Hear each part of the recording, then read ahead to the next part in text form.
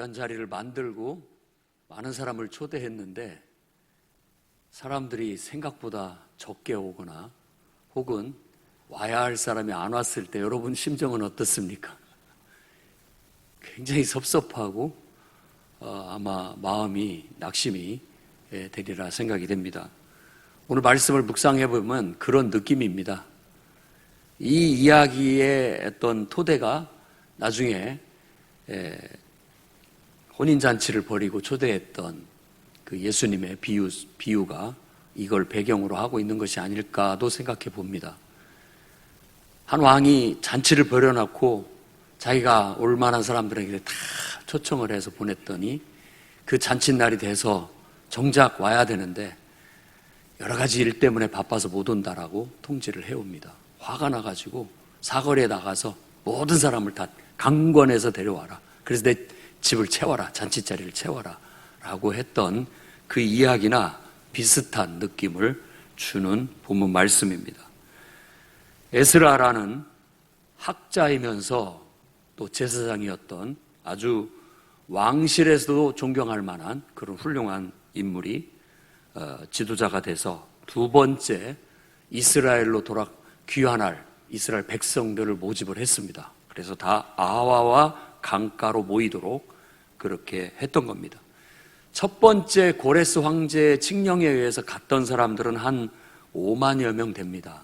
49,897명이었기에 한 5만 명 정도가 처음 선발대로 다 갔어요. 그때 아마 열심히 있었던 사람들은 다시 가서 우리 하나님 나라를 이루자, 하나님 백성으로서 다시 회복하자, 고생스럽지만 그 길을 가자고 해서 그 황폐해진 예루살렘으로 행했던 사람이 5만여 명이 있었습니다.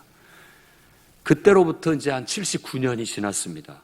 2차 이 에스라가 사람을 모집해서 가고자 했던 것은 79년, 약 80년이 지난 후였죠.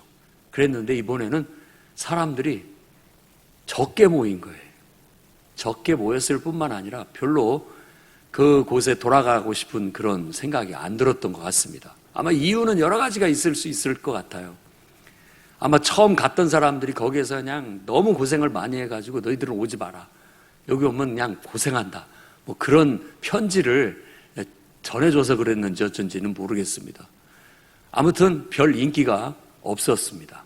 모집하는데. 특히 레위인은 아무도 안 왔어요. 한 명도 안 왔습니다. 이스라엘 예루살렘을 성전 도시로 재건하는 데 있어서 이 레위인들의 역할은 막중합니다. 특히 또 왕실에서 내어준 성전 기물들을 운반하는 데는 이 레위인들이 해야 돼요. 하나님 말씀에 의하면 그건 아무나 만질 수 없는 거고 레위인들이 헌신적으로 그걸 맡아서 짊어지고 이동을 해야 맞다고 학사 에스라도 생각을 했던 겁니다. 그런데 아무도 안 왔던 거예요. 그래서 에스라는 포기하지 않고 각 족장들을 다 불러서 야, 가서 이렇게 말하고 그들을 데려와라 해서 재차 강권하여 레위 사람들을 특별히 재모집을 했다는 이야기입니다.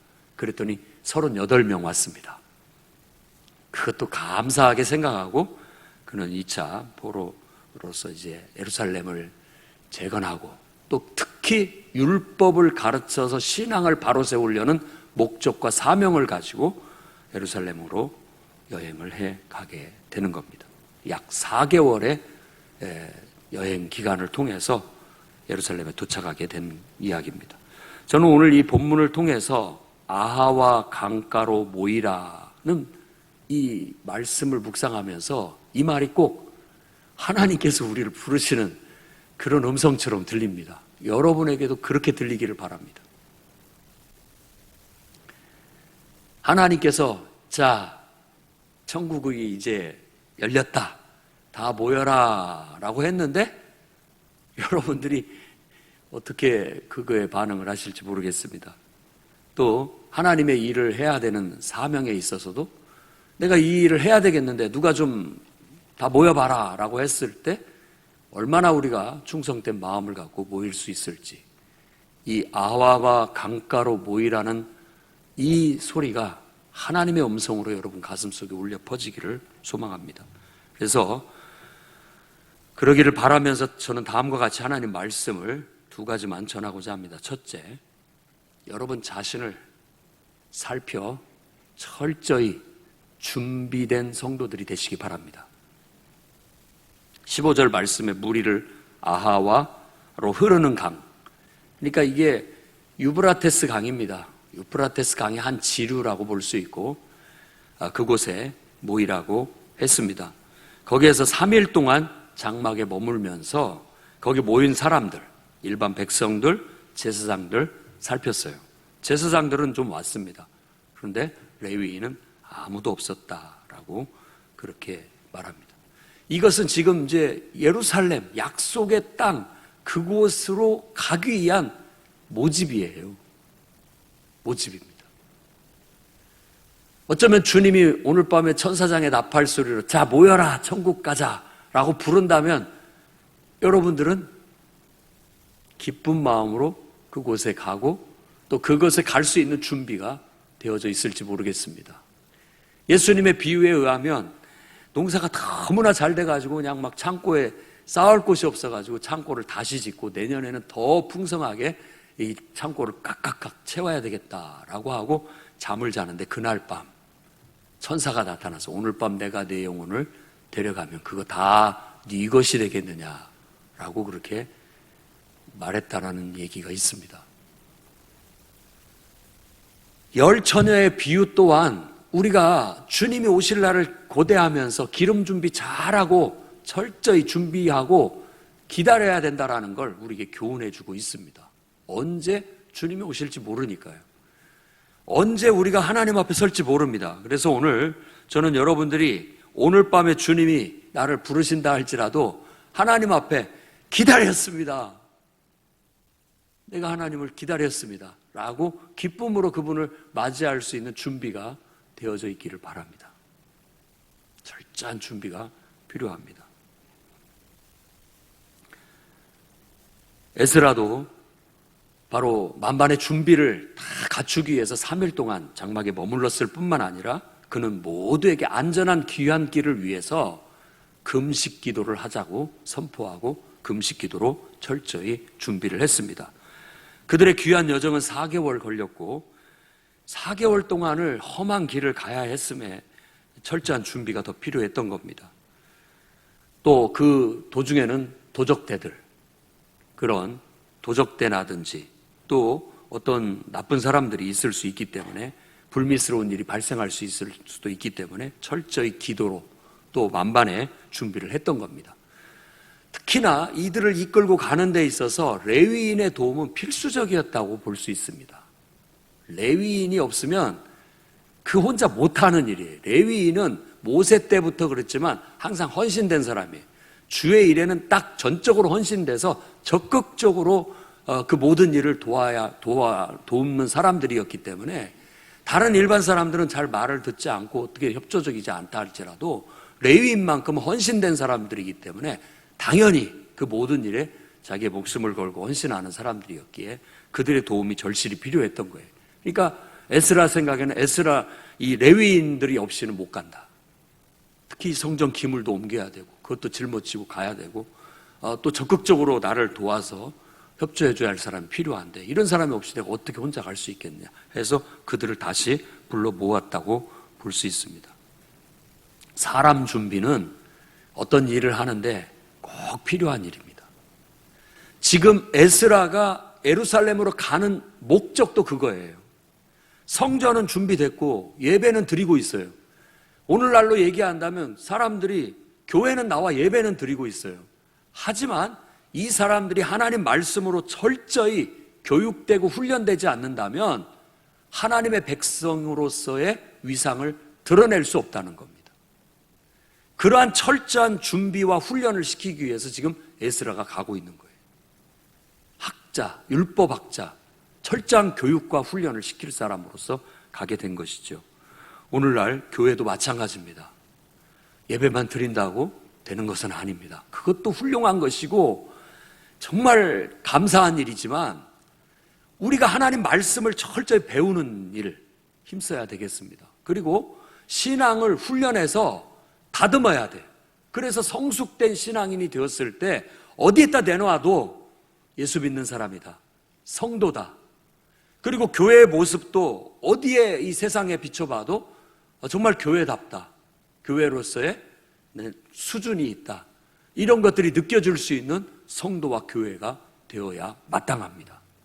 그러려면 그냥 되는 법은 없습니다. 그냥 되는 법은 절대 없습니다. 옛말에도 양병 10년 용병 1일이라는 말이 있다고 합니다. 10년 동안 훈련하고 준비해서 하루 쓴다는 거예요. 10년을 준비해서 하루를 쓰는 거, 하루를 쓰기 위해서 10년을 준비시킨다라는 그런 말이죠. 그만큼 훈련, 교육이 중요하다는 거예요. 언제 어떻게 우리가 하나님 앞에 쓰임받을 줄은 우리가 잘 모릅니다. 하지만 항상 저는 우리가 준비되어져 있기를 바랍니다. 그저 여러분들이 하나님 앞에 나와 예배드리고 은혜 받는 것이 저는 너무 예뻐 보이고 감사합니다. 그러나 하나 더 욕심을 부린다면 여러분들이 정말 성경에 대해서 좀 박식했으면 좋겠어요. 전에도 얘기했지만 조던 피터슨이라는 그 캐나다 심리학자인데 그 책이 베스트셀러로 지금 뭐 얼마가 팔렸고 우리나라에서도 지금 많이 팔려서 저도 2권을 사서 보고 있습니다만은 다 성경 얘기를 갖고 풀어내요. 심리를, 인간 이해를 성경 얘기로 풀어낸다니까요. 신학자만큼 성경을 알아요. 여러분들도 여러분의 삶에 안 믿는 사람들도 어떻게 보면 성경에 대해서 연구를 하고 읽고 그것을 자신들의 문학이나 예술 속에 녹여내고 자기 연설 속에 활용하고 있는데, 교회 다니고 있는 성도들이 성경을 모르고 있다면 얼마나 이 부끄러운 일입니까? 우리의 수준이 떨어지는 거잖아요.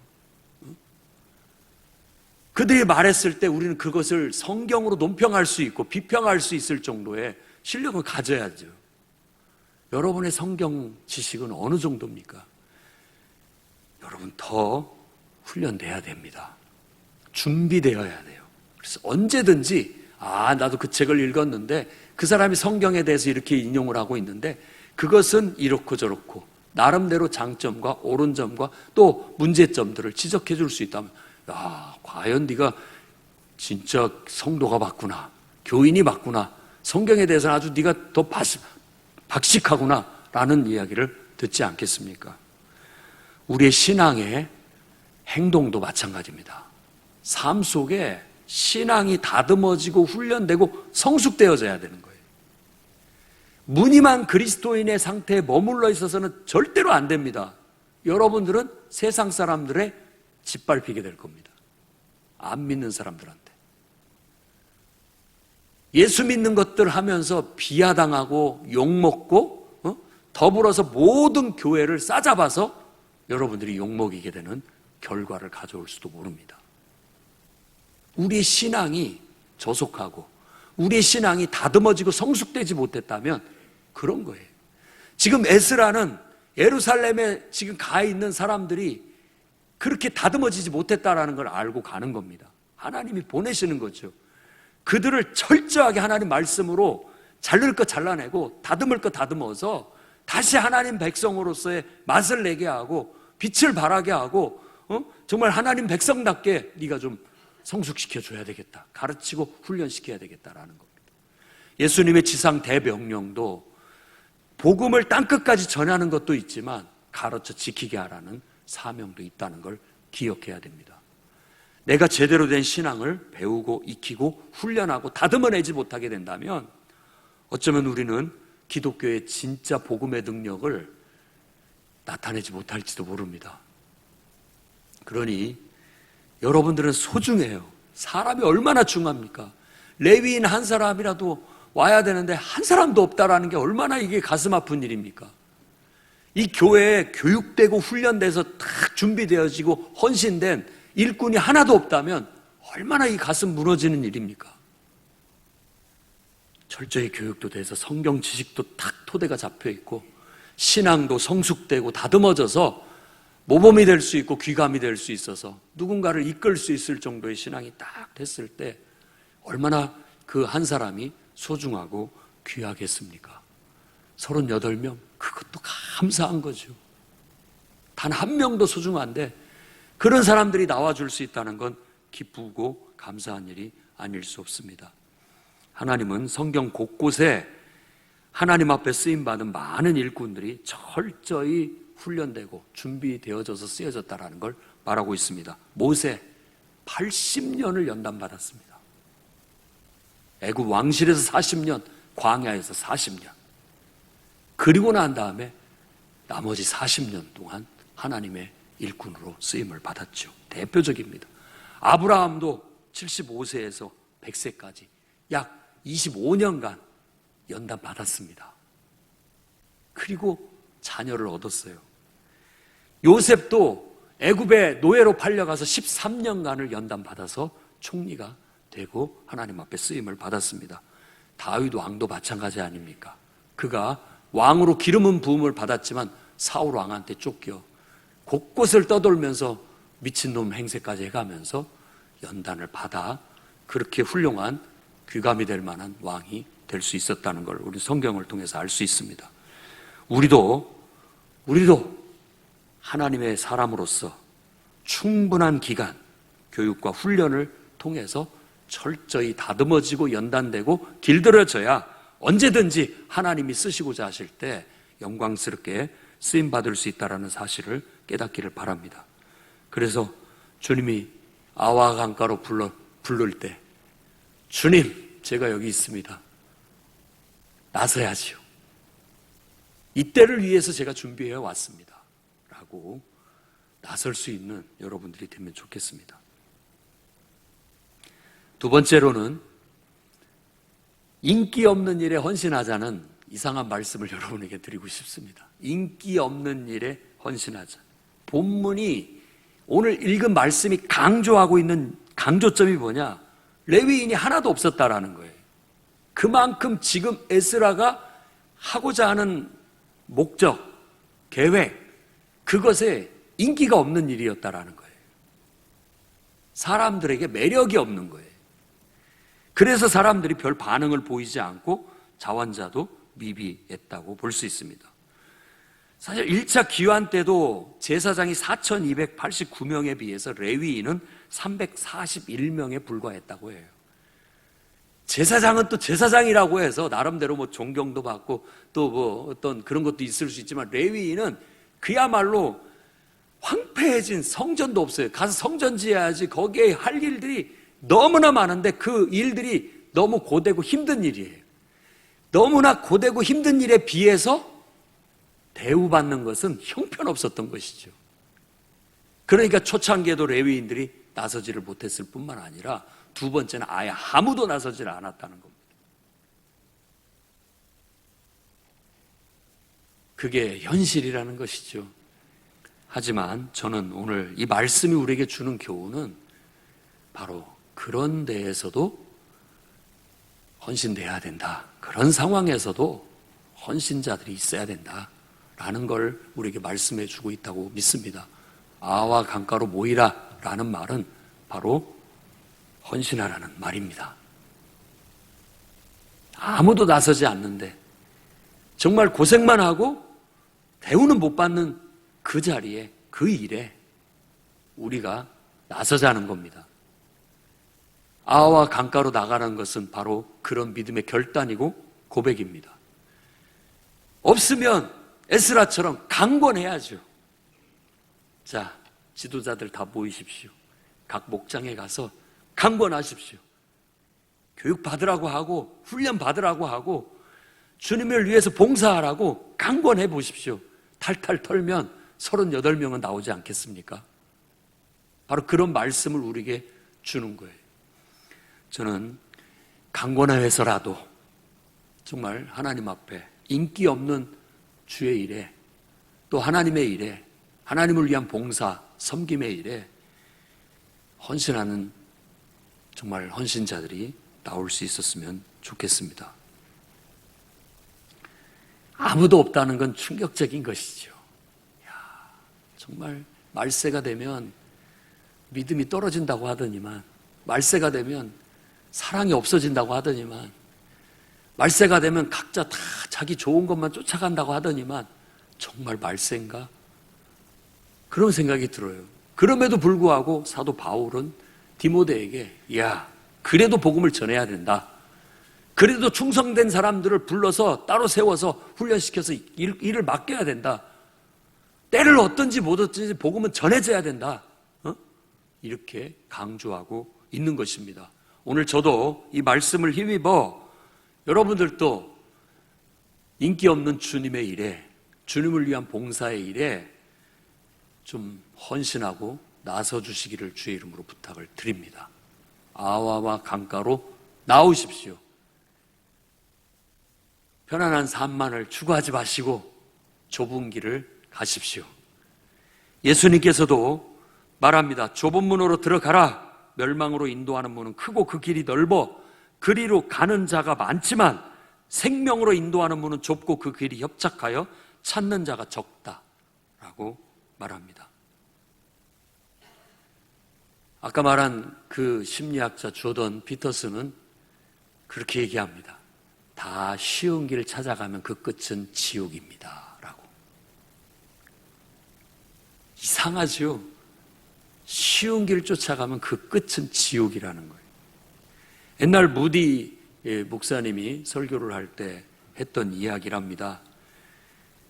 정말 배를 타고 가다가 무인도 파선해가지고 무인도에 도착을 하게 되는데 다행히 그 배에는 이 곡식들이 있어서 심을 수가 있었답니다. 근데 곡식을 심으려고 땅을 파는데 막 황금들이 나오기 시작한 거예요. 그러니까 이제 곡식 심는 그건 잊어버리고 황금 파서 모으는데 급급하다 보니까 겨울이 와버린 거예요. 결국은 다 굶어 죽었다라는 얘기입니다.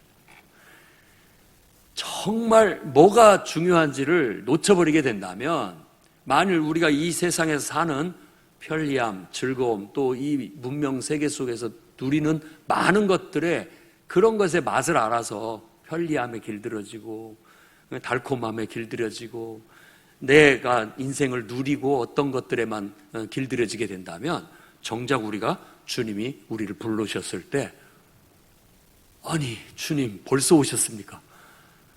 저는 아무 생각도 없이 살고 있었는데 주님 지금 저를 불러가시면 어떻게 합니까? 라는 그런 당황스러운 상황이 닥칠지도 모릅니다. 그러니 지금 조금만 한번 생각을 접어보십시오. 기름 준비는 하고 있어야 됩니다. 내가 하나님을 위해서 뭔가는 하고 있어야 된다는 겁니다. 주님을 위한 봉사, 정말 아이들을 가르치는 교사들 필요합니다. 지금 제가 인터넷 뉴스에서 본 거, 일본에는 초등학생 교사들이 너무나도 없대요. 지원자들이 없답니다. 왜냐하면 초등학교 교사들을 너무 이렇게 박대해갖고 어렵게 해놨더니 아무도 하려고를 하지 않는다는 거예요. 그래서 지금 어려움을 겪고 있다고 그래요. 저 유치부 애들, 초등부 애들 말썽 피고 이렇게 다루기 힘들고 교사가 필요합니다. 인기가 없어요. 다 앞에 나와서 막 찬양하고 성가대하고 이런 것들은 그나마 좀 인기가 있어 보입니다. 그런데 지금 우리가 예배 드리고 있는데 저 밑에서 막 아이들 돌보고 교육하고 가르치고 스트레스 받고 이러한 일들은 별로 나서는 사람이 없는 것 같아요. 여러분들이 예배 드리는 데 있어서는 예배당 청소뿐만 아니라 화장실 청소, 기타 등등의 많은 봉사자들이 있어서 보이지 않는 데서 이렇게 애를 써주시기 때문에 여러분들이 편안하게 은혜 받고 예배 드릴 수 있는 겁니다.